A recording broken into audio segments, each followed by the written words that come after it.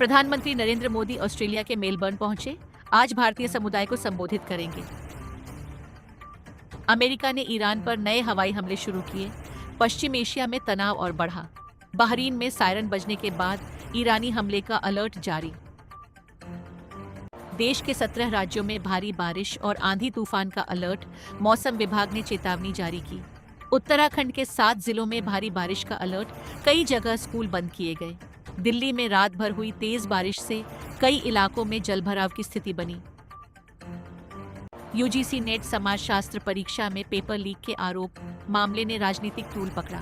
America Iran तनाव के बीच वैश्विक सुरक्षा हालात पर दुनिया की नजरें टिकी।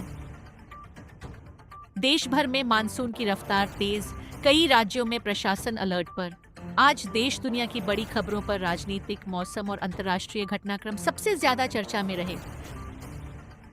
दिल्ली के रोहिणी में इमारत गिरने की घटना के बाद राहत और बचाव अभियान जारी।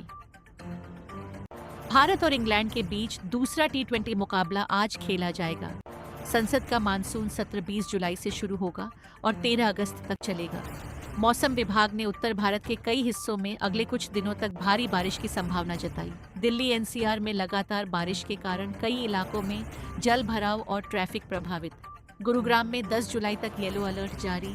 सामान्य से काफी कम तापमान दर्ज। पश्चिम बंगाल के बारुईपुर में नाबालिग से दुष्कर्म और हत्या मामले के आरोपी की पुलिस मुठभेड़ में मौत। महाराष्ट्र में डॉक्टर से मारपीट की घटना के विरोध में चिकित्सकों का प्रदर्शन तेज। केंद्रीय कृषि मंत्री शिवराज सिंह चौहान ने अफगानिस्तान के प्रतिनिधियों से कृषि सहयोग पर चर्चा की। भारत ने पश्चिम एशिया में बढ़ते तनाव के बीच सभी पक्षों से संयम बरतने की अपील की। न्यूजीलैंड के प्रधानमंत्री क्रिश्चियन लुक्सन ने भारत के साथ रणनीतिक साझेदारी मजबूत करने पर जोर दिया।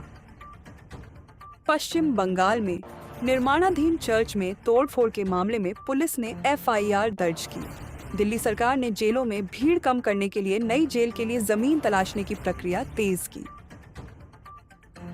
अमेरिकी राष्ट्रपति डोनाल्ड ट्रंप ने ईरान को लेकर नया बयान दिया। पश्चिम एशिया पर दुनिया की नजरें। शेयर बाजार में पश्चिम एशिया तनाव के बीच भारी उतार चढ़ाव। सेंसेक्स में बड़ी गिरावट दर्ज। नए डिजिटल EPFO पोर्टल की शुरुआत से भविष्य निधि सेवाएं और आसान होंगी। अयोध्या राम मंदिर दान मामले में जांच की मांग वाली याचिका पर सुप्रीम कोर्ट में सुनवाई की तैयारी। नेशनल इन्वेस्टिगेशन एजेंसी ने रांची RSS कार्यालय हमले की जांच में कई राज्यों के 20 ठिकानों पर छापेमारी की। अमेरिका में गैंगस्टर लॉरेंस बिश्नोई के खिलाफ नए आरोप तय होने के बाद भारत में भी जांच पर फोकस बढ़ा। देश में उच्च शिक्षा में नामांकन रिकॉर्ड 4.5 करोड़ पहुंचा। छात्राओं की भागीदारी में उल्लेखनीय बढ़ोतरी। अंतर्राष्ट्रीय मुद्रा कोष IMF ने भारत की विकास दर का अनुमान घटाया, फिर भी प्रमुख अर्थव्यवस्थाओं में सबसे तेज वृद्धि का अनुमान बरकरार रखा।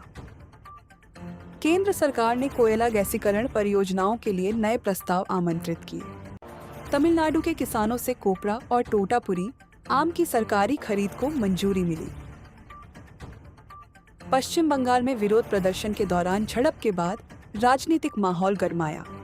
प्रधानमंत्री नरेंद्र मोदी आज ऑस्ट्रेलिया के प्रधानमंत्री से मेलबर्न में मुलाकात कर हिंद प्रशांत सहयोग पर चर्चा करेंगे।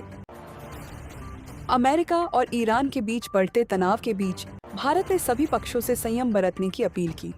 प्रधानमंत्री नरेंद्र मोदी ने मेलबर्न में ऑस्ट्रेलिया उद्योग जगत के प्रमुख प्रतिनिधियों से मुलाकात की।